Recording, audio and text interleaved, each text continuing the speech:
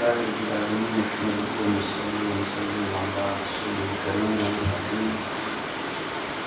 أما بعد فأعوذ بالله من الشيطان الرجيم بسم الله الرحمن الرحيم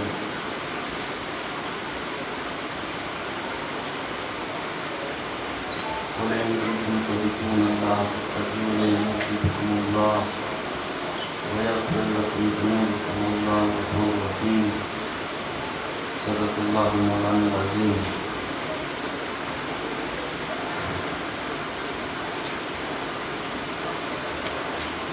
ایک مرتبہ باوجہ بلند درود پاک پر لیجیے اللہم صلی اللہ علیہ وسلم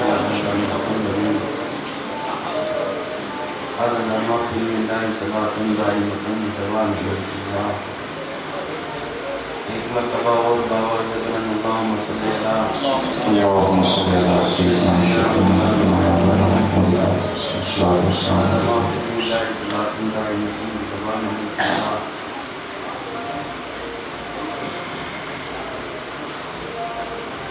اللہ تبارک و تعالیٰ کا فضل و کرم ہے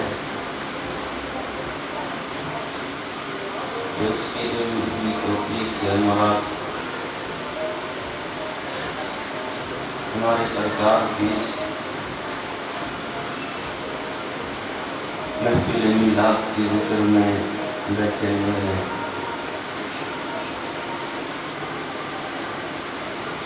اور تبارک و تعالیٰ نے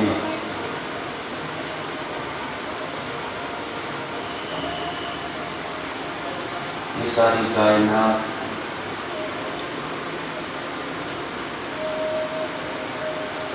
حضور صلی اللہ علیہ وآلہ وسلم کے نور سے اس جہان کو، اس کائنات کو بسایا اور انبیاء کرام تشریف لاتے رہے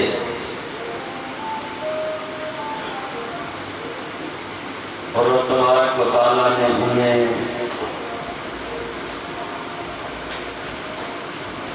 اس دنیا میں بھیجا تو پہلے عالم ارواح میں تمام انبیاء کو، ان کی ارواح کو بلا کر اپنے محبوب کی شان اور ان سے وعدہ لیا. ہر نبی ہمارے سرکار کو اللہ کے رسول مانتے ہیں اور تبارک و تعالیٰ نے اپنے انبیاء سے فرمایا کہ اگر تم میں سے کسی نے میرے محبوب کا انکار کیا تو تمہاری نبوت تم سے لے لی جائے گی. اور ہمارے سرکار کی شان کو دیکھو،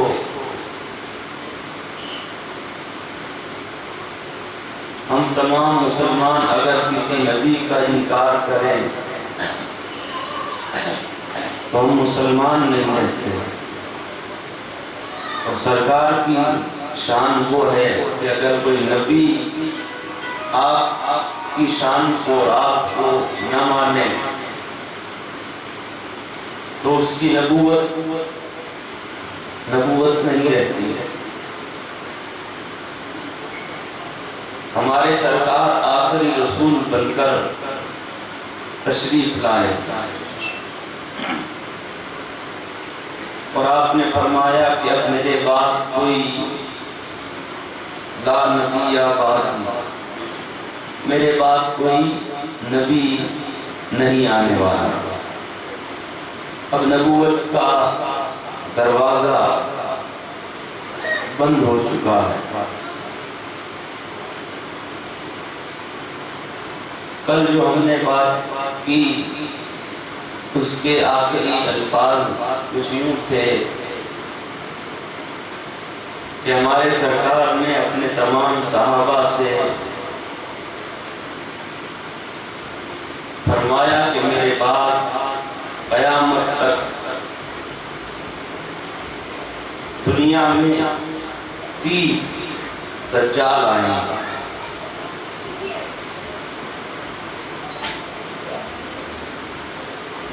جیسے ہی ہمارے سرکار آپ کا وصال ہوا، جتنے بھی یہودی تھے اور جن لوگوں کو اسلام سے دشمنی تھی، ہمارے سرکار سے جنہیں دشمنی تھی، صحابہ سے، وہ لوگ انتظار میں تھے کہ جیسے ہی حضور صلی اللہ علیہ وسلم وصال کریں گے تو یہ اسلام کی شمع بجھ جائے گی، اور ہوا بھی یوں، اس لیے کہ وہ سرکار کی حیات میں ظاہری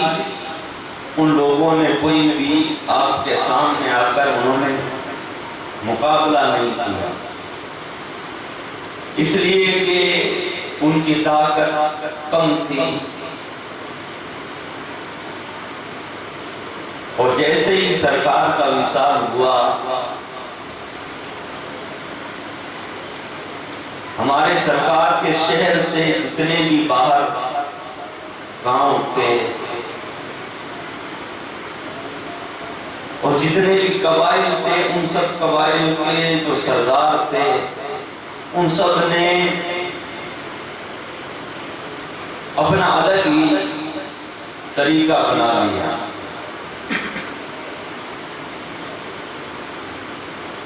اور انہوں نے زکوٰۃ کا انکار کر دیا، کہا کہ نماز پڑھیں گے، روزہ رکھیں گے، حج کریں گے، مگر یہ جو اسلام ہم سے ٹیکس لیتا ہے یہ ہم نہیں دیں گے، اور ہم ہماری مرضی سے چلتے رہیں گے، ہمیں اب کسی کی ضرورت نہیں۔ اس قدر ان لوگوں نے اسلام کے خلاف بغاوت کر دی۔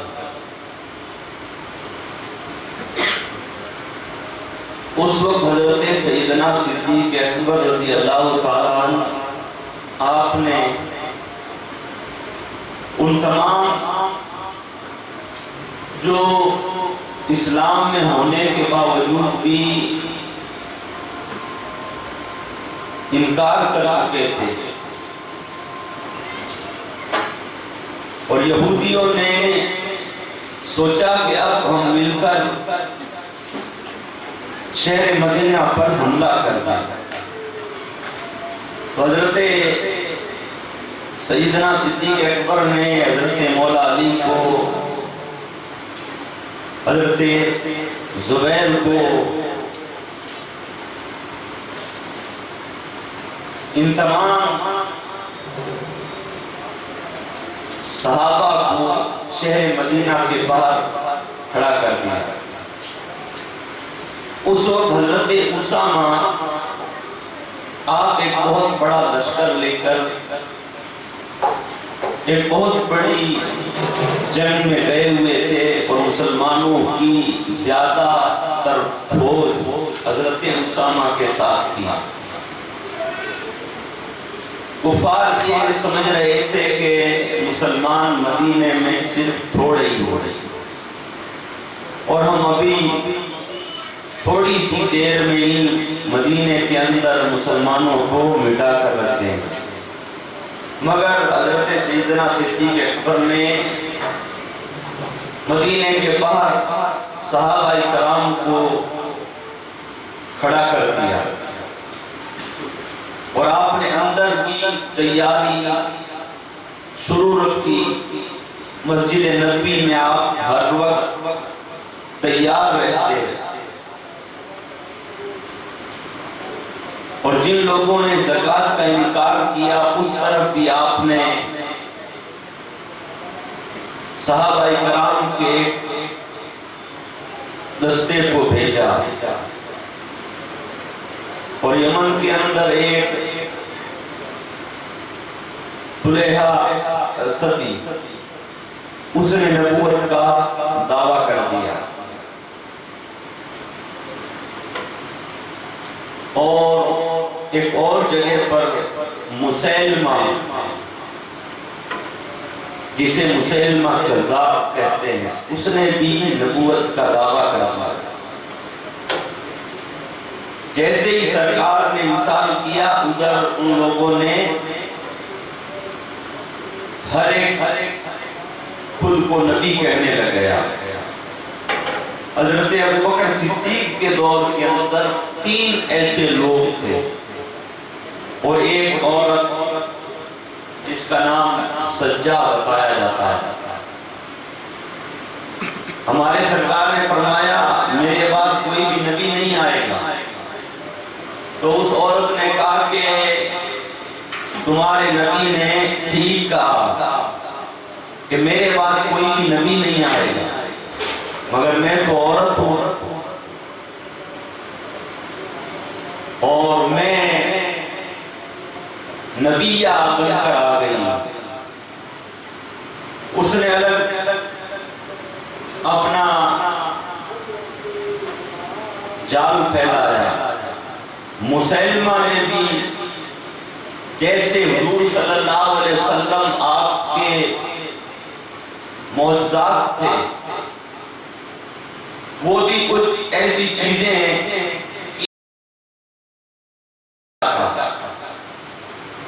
اور اس نے اس کی جو خاصیت تھی جو کوئی نہیں کر سکتا تھا، مسیلمہ تو سب سے بڑا دجال ہوا۔ وہ اس کا ایک کارنامہ ایسا تھا، اسی کارنامے کی سبب اس نے خود کو نبی کہا۔ اس کا کارنامہ کیا تھا کہ وہ کانچ کی بوتل کے اندر انڈا اتار دیتا، کانچ کی بوتل میں انڈا ڈال دیتا۔ آج ہم میں سے کوئی ایسا کر سکتا ہے؟ ہم نہیں کر سکتے۔ تو بس اتنی سی بات پر وہ اور اس کو لوگ ماننے لگے۔ اگر یہی نبی ہونے کی صفت ہوتی یا نشانی ہوتی تو جتنے بھی جادوگر ہیں وہی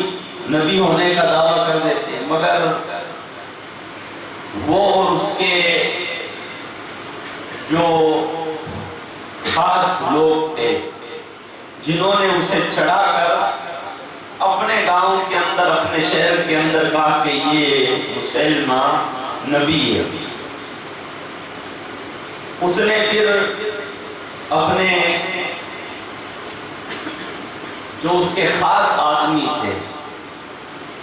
ان سے اس نے پوچھا کہ وہ نبی کریم صلی اللہ علیہ وسلم کے بارے میں پوچھا کہ وہ کیا کرتے تھے، جبکہ وہ خود حضور صلی اللہ علیہ وسلم آپ کے حیاتی میں وہ کئی مرتبہ مدینہ آیا، اور جب وہ اپنے قبیلے والوں کو جب مدینے کے اندر لے کر آیا تو اس نے خود نے کلمہ پڑھا۔ بظاہر وہ مسلمان بن چکا تھا،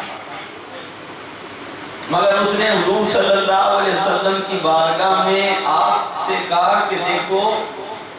کیا ایسا نہیں ہو سکتا ہے؟ سرکار نے پوچھا کیا؟ کہا کہ آپ شہر مدینہ کے نبی ہو، کیا میں اپنے گاؤں کا نبی نہیں ہو سکتا؟ آپ مجھے گاؤں کا نبی بنا دو۔ حضور صلی اللہ علیہ وسلم آپ نے اسے جلال میں آ کر آپ نے فرمایا کہ میرے بعد کوئی بھی نبی نہیں، اور یہ نبوت کوئی کسی کو دے نہیں سکتا۔ اللہ تبارک و تعالی نے جن اپنے محبوبوں کو چن لیا ہے وہی نبی ہوتا ہے۔ پھر اس کے باوجود بھی وہ کئی ایسی باتیں مدینہ کے اندر کرتا تھا، اور جب واپس وہ اپنے لوگوں کو، اپنے قبیلے کو لے کر چلا گیا اور ادھر جب سرکار وصال فرما گئے، تب اس نے ایسے ایسے کام کرنے شروع کر دیے۔ اس کے جو خاص خادم تھے جو ہر وقت اس کے ساتھ میں رہتے، اور وہ ان سے کہتا کہ جاؤ گاؤں کے اندر میرا چرچا کرو، میرے بارے میں لوگوں کو بتاؤ، میں ایسا ہوں، میں یہ کر دیتا ہوں، میں وہ کر دیتا ہوں، اور جو محمد صلی اللہ علیہ وسلم وہ کرتے تھے وہ میں بھی کر سکتا ہوں،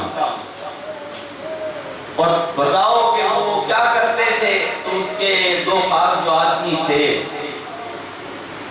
انہوں نے کہا کہ محمد صلی اللہ علیہ وسلم اگر کوئی کنواں سوکھا ہوا ہوتا جس کے اندر پانی ختم ہو چکا ہوتا، اگر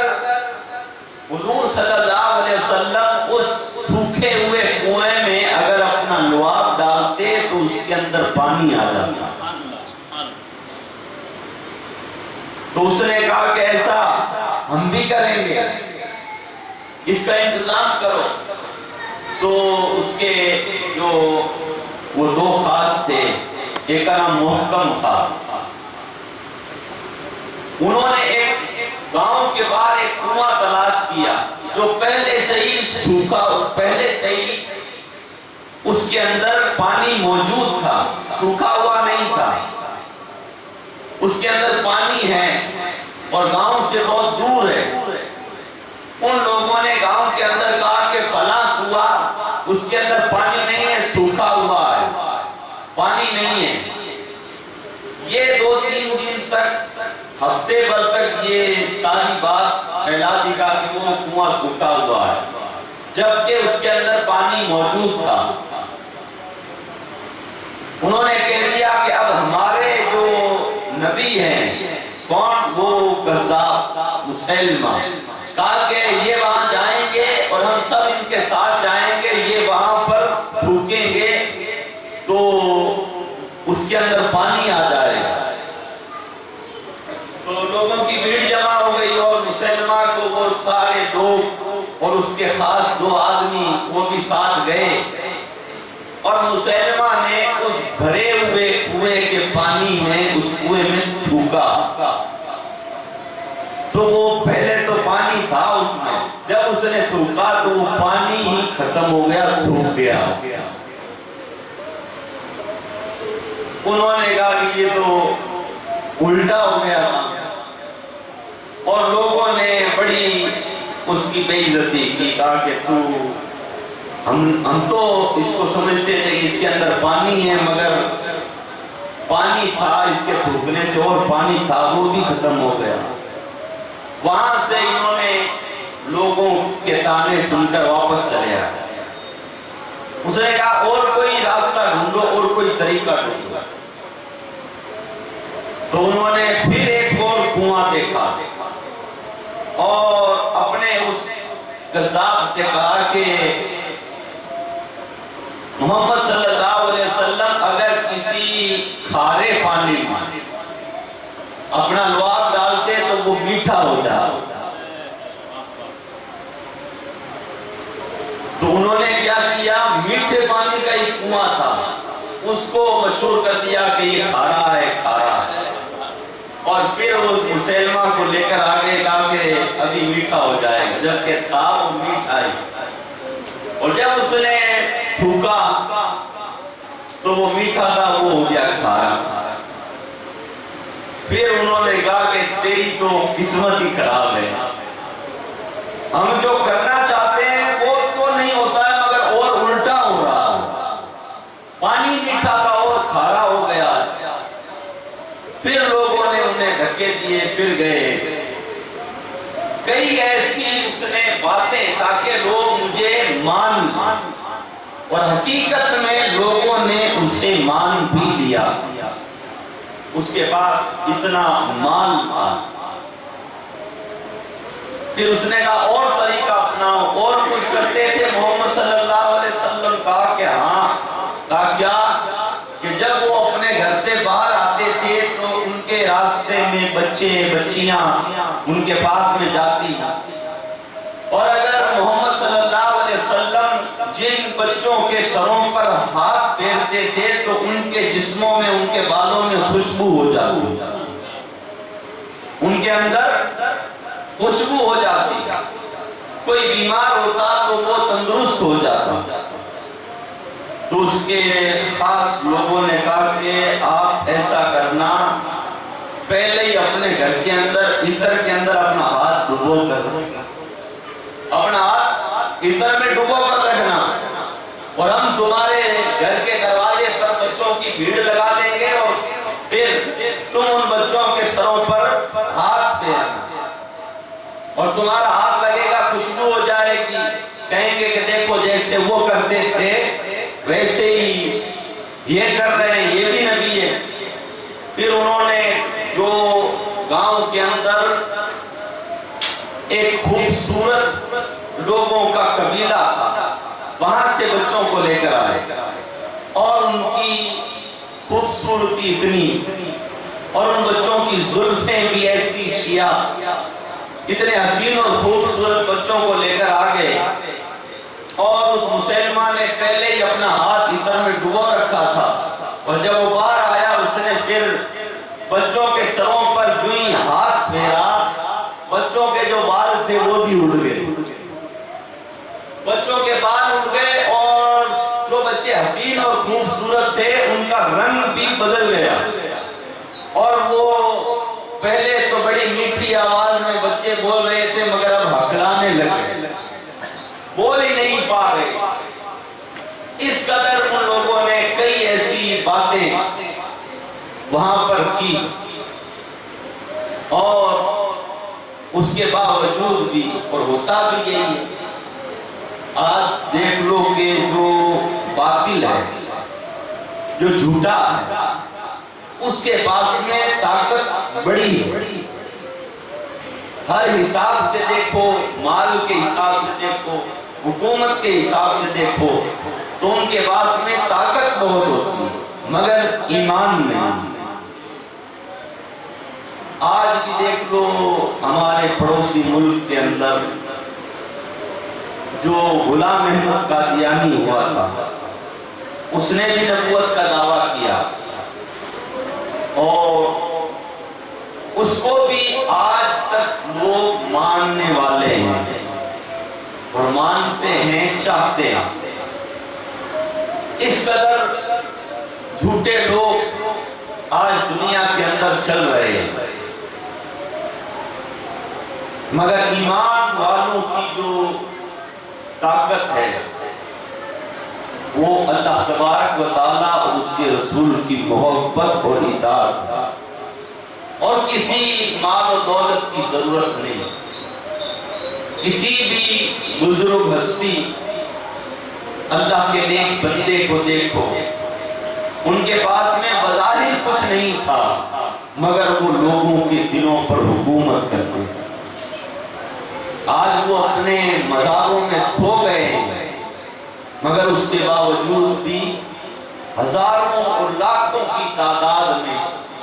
لوگ ان کے مزاروں پر، درگاہوں پر، ان کے آستانوں پر بھیڑ لگائے ہوئے، اس لیے کہ ان کے دل کے اندر رب تبارک و تعالیٰ کی محبت تھی، اور حضور صلی اللہ علیہ وسلم سے سچی محبت اور آپ سے عشق تھا، اور سرکار کی اتباع اس قدر کرتے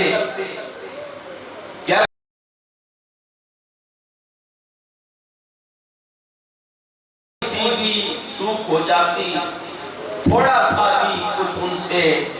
ایسے آثار اگر ہوتے تو پھر وہ اپنی اس خطا پر اس قدر روتے کہ لوگ انہیں دیکھ کر حیران رہ جاتے کہ یہ کس قدر خوف الہی والے اور اللہ کے رسول سے ڈرنے والے ہیں۔ مگر آج اس کے باوجود بھی دیکھ لو دنیا کے اندر ایسے ہزاروں لوگ ہیں جنہوں نے لوگوں کے ایمان کو برباد کر دیا، لوگوں کے ایمان کو مٹا کر رکھ دیا۔ ایک اور فتنہ ہوا تھا جس نے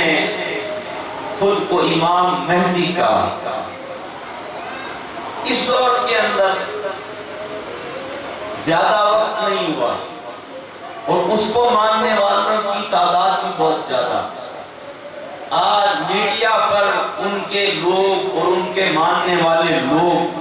ایسی باتیں کر رہے ہیں جن کی باتوں سے لوگوں کا ایمان خراب ہو رہا۔ حقیقت کی بات ہے،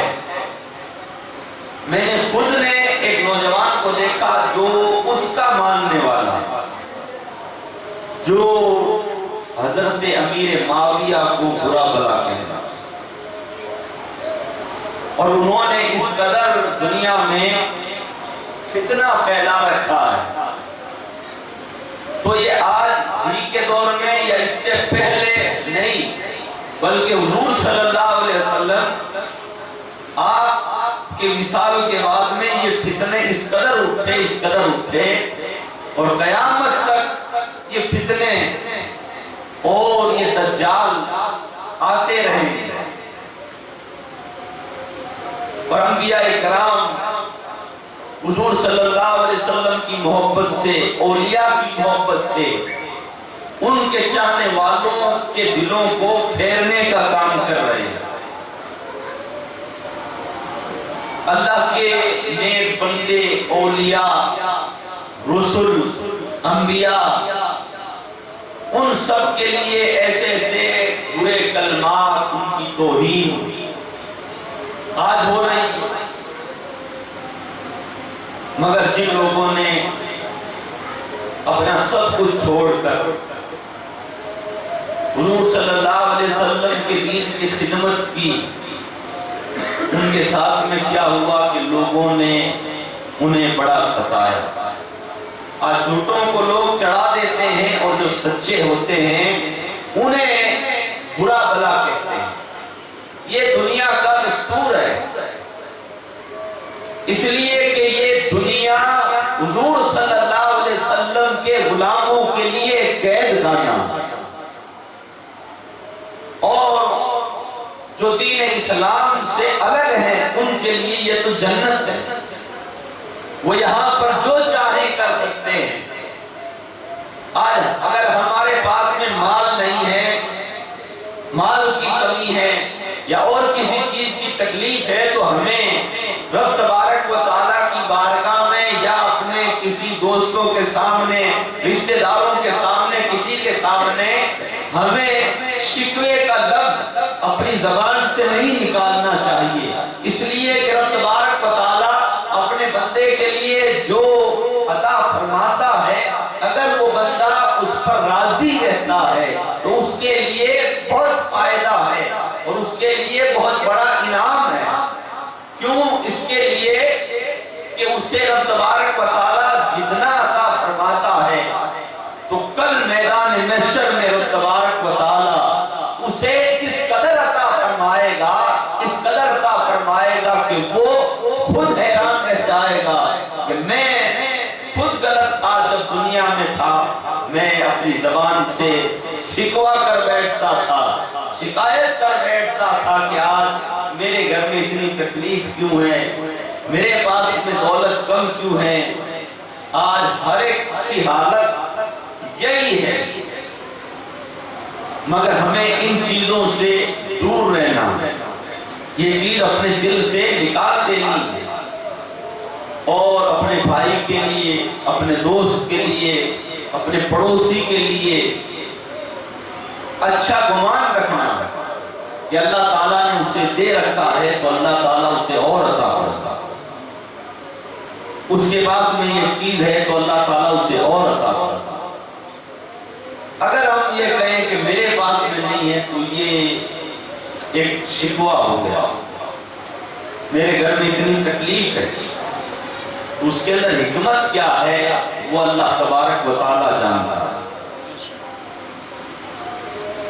اور کوئی مصیبت آتی ہے تو اس میں بھی اللہ تعالیٰ کی حکمت ہوتی ہے، کوئی پریشانی آتی ہے تو اس میں بھی حکمت ہوتی ہے۔ حضرت لقمان علیہ السلام آپ کسی اللہ کے نبی سے جب ملاقات کے لیے اپنے گھر سے جب نکلے تو آپ کے بیٹے بھی آپ کے ساتھ میں ہو گئے، انہوں نے کہا کہ ابا جان مجھے بھی اپنے ساتھ میں لے جاؤ، میں بھی اللہ کے نبی کی زیارت کروں گا، ان سے ملاقات کروں گا، ان کی زیارت کروں گا۔ جب حضرت لقمان علیہ السلام اور آپ کا بیٹا جب جا رہے تھے تو راستے کے اندر ریگستان سے ہوتے ہوئے جب وہ چل رہے تھے تو اس قدر وہاں پر گرمی تھی، تپش تھی، اور ریگستان کے اندر دیکھ لو کہ کتنی گرمی ہوتی ہے، اس قدر گرمی تھی کہ ان کا جو کھچر تھا اسے کہیں پر پانی نہیں ملا، اور وہ پانی کے لیے اس قدر بے چین ہوا کہ اس نے چلتے چلتے دم توڑ دیا۔ اور پھر ان پر یہ جب مصیبت آئی، کہا کہ ان کی جو سواری تھی وہ تو ختم ہو گئی، اس کے باوجود بھی یہ پیدل چلے، جب پیدل چل رہے تھے تو حضرت لقمان کے بیٹے کے پیر کے اندر ایک اونٹ کی ہڈی وہ اس کے پیر کے آر پار ہو گئی، اور اس قدر اس کا پیر زخمی ہوا کہ وہ بے ہوش ہو گیا، اور اتنی پیاس لگ رہی ہے، اتنے پریشان ہیں، مگر حضرت لقمان علیہ السلام آپ حیران ہیں کہ یہ کیا ہو رہا، اور یہ اتنی مصیبت، اتنی تکلیف کیوں آ رہی ہے؟ آگے نہیں بڑھ پا رہے ہیں، آگے نہیں جا پا رہے ہیں، جبکہ جا رہے ہیں ایک اللہ کے نبی کی زیارت کے لیے، مگر اتنی تکلیف، وہیں پر تھک کر بے چین ہو کر بیٹھ گئے اور دیکھنے لگے کہ کوئی اللہ تعالیٰ کی مدد آ جائے، اللہ تبارک و تعالیٰ کی طرف سے کوئی ہمارے لیے انتظام ہو جائے۔ بہت دیر کے بعد انہوں نے دیکھا کہ سامنے سے ایک بہت بڑا گرد و غبار اڑتا ہوا انہیں نظر آیا، اور اس قدر خطرناک وہ طوفان تھا جو انہیں نظر آ رہا تھا، اور انہوں نے جب یہ منظر دیکھا تو وہ حیران ہو گئے، اور اس کے بعد انہوں نے دیکھا کہ ایک سوار ان کے سامنے آیا، اور انہوں نے رب تبارک و تعالیٰ سے عرض کی کہ مولا ہمیں اتنی تکلیف کیوں ملی، کیا وجہ ہے کہ ہم آگے نہیں بڑھ پا رہے ہیں؟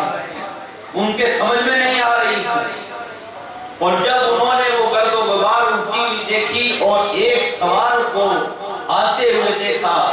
تو اس سوار نے کہا کہ میں عذاب کا فرشتہ ہوں، اور تم جو جس نبی کی طرف جا رہے تھے اس نبی کی قوم نے ان کے ساتھ میں ظلم کیا اور انہیں بڑا ستایا، تو وہ اللہ کے نبی اس گاؤں کو چھوڑ کر چلے گئے، اور تم اس طرف تیزی سے آ رہے تھے، اسی گاؤں کی طرف آ رہے تھے جس کے لیے اللہ تعالیٰ نے تباہی کا اور عذاب دینے کا حکم دے دیا تھا،